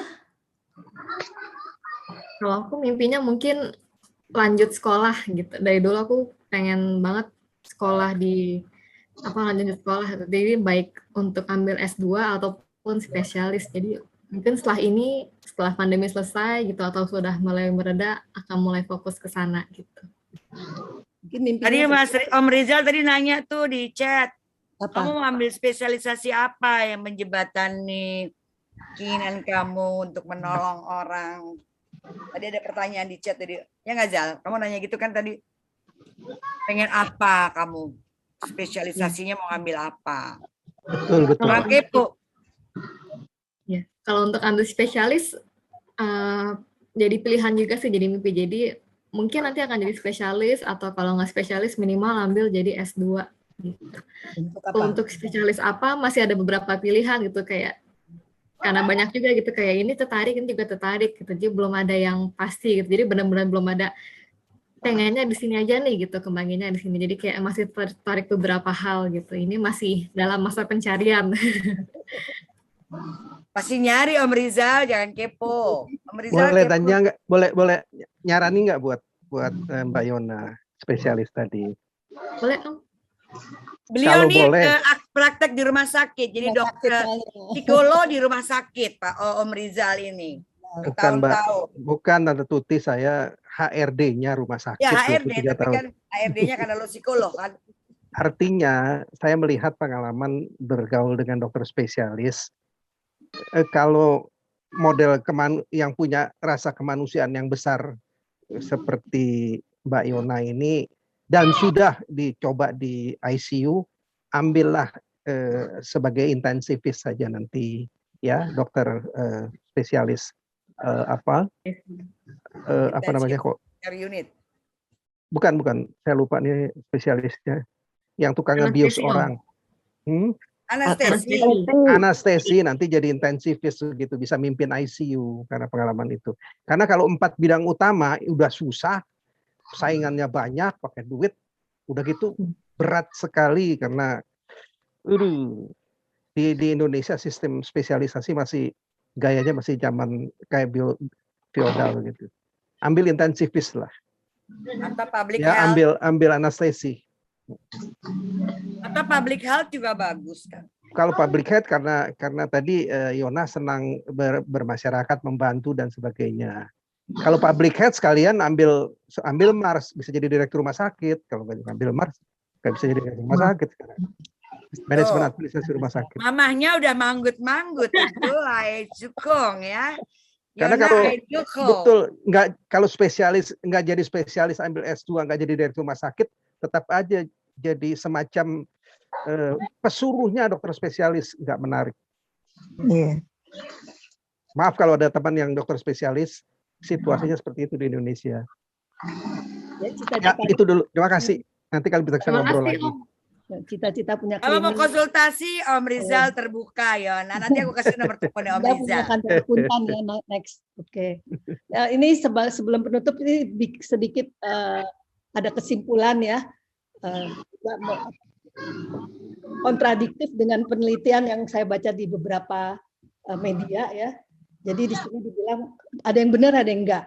Jadi Gen X itu bisa disebut sebagai synergizers. Jadi benar itu generasi yang menciptakan sinergi dan harmoni melalui berbagai aspek diri. Ya, Dinda dan Yona itu kan sudah memperlihatkan sinerginya, memperlihatkan aspek dirinya di dalam berbagai situasi yang berbeda. Ya itu. Lalu ada lagi nih, cuma mengingatkan lagi. Nah, Gen X itu dan juga generasi milenial itu seperti Bu Tuti bilang, itu sebagai agent of change. Ya. Meskipun ini penelitiannya banyak di Amerika, dilakukan di Amerika, tapi ada yang benar buat di sini, ada yang enggak juga. Ya. Jadi terutama dia bisa mengatasi masalah atau tantangan sosial dan menginginkan penyelesaian secara nyata. Gen X itu atau generasi milenial lebih menghargai diri sendiri, keluarga dan orang di sekitarnya, memahami perbedaan antar manusia, tadi dibilang humanis, lalu juga Gen X itu menghargai keseimbangan nilai hidup yang dimilikinya. Ya. Nah, lalu Gen X itu juga memandang hidup bahwa hidup itu adalah memenuhi tanggung jawab. Ya. Lalu Gen X itu karakternya kuat dan positif. Mereka berpikir mereka tidak akan bahagia jika orang-orang sekitarnya tidak bahagia. Kenapa dikeluarin ya? Lalu ada lagi keterbukaan dalam menerima berbagai pandangan dan pola pikir itu menjadi kelebihan dari Gen X dan generasi milenial ya. Mereka mudah menerima keragaman, perbedaan pandangan ya. Lalu juga ada istilah bahwa Gen X atau generasi Z atau milenial itu mengagumkan. Nah, itu betul ya. Kita sudah melihat sosok dari seorang Dinda dan Yona. Mungkin itu saja. Mungkin ada Bu Tuti menambahkan. Jadi sebenarnya saya rasa sudah cukup. Kita perlu mengapresiasi para generasi milenial dan Z awal ini, karena negeri ini akan bergantung pada kalian ya. Kita yang baby boomer support deh untuk kalian semua. Tapi sekalian lah yang nanti akan memimpin negeri ini. Kalau kualitas katanya nggak mau dikritik, Tutut. Ya, sampai ya udah baby boomers gitu mah di ini aja, diabaikan, nggak usah dipikirin gitu loh. Karena udah jadi kerak, udah nggak bisa diapain. Tapi kalau generasi milenial dan Z ini kan harus kita support. Kalau kualitasnya seperti ini, negara ini akan lebih baik gitu ya. Negara ini akan lebih maju. Karena kalian udah punya punya karakteristik yang cukup membanggakan. Thanks banget. Selamat bekerja para generasi milenial dan Z. Sukses buat Anda semua. We proud of you. Thank you. Cuma 11%. Jangan lupa foto Ibu Gita, oh iya, foto. Ibu Putih. Oh iya, foto. Lipstiknya udah luntur, Mbak. Foto. Ayo buka ininya. Tolong dong tuh, siapa Mbak? Mas Dedi. Siapa? Ded, fotoin Ded. Makasih banyak Bu Tuti udah bantu saya, maklum nih Om. Makasih banyak Yona, makasih banyak semua. Nah, bisa fotoin ya. Yang tidak berkenan ya. Insya Allah sukses nanti. Ya Mbak Dinda, Mbak Yona semua. Lagi lain. Mungkin juga undang Dinda lagi, Yona lagi, tapi dalam materi semua ini. Oh ya, mau dibuka semua nggak? Mau buka kamera? Kalau enggak ya udahlah. Buka semua. Kalau mau dibuka kameranya, videonya, biar bisa ke foto dengan wajah. Nih, udah. Sudah? Udah, Det? Kasihan udah sore. Udah sore nih, mau maghrib. Gak apa-apa. Ya, 1, 2, 3, ceklek. 1, 2, 3. Udah, Det? Bagian 2, bentar. Ya, bagian kedua sekarang. Oh, tunggu. Ini yang motret juga generasi vaksin awal.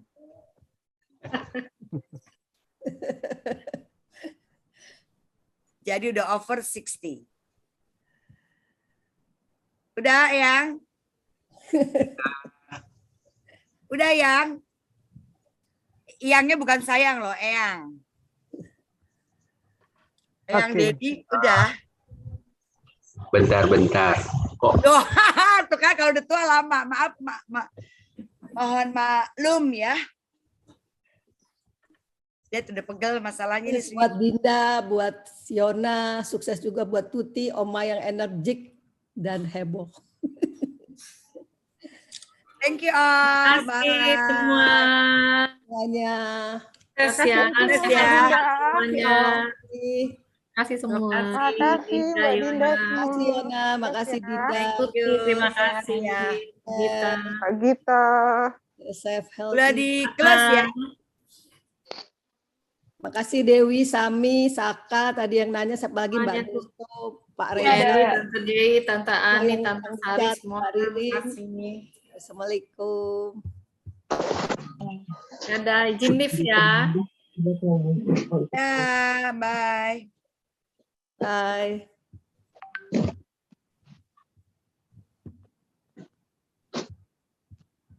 Terima kasih banyak itu tadi. Ya sama-sama ya, sukses ya.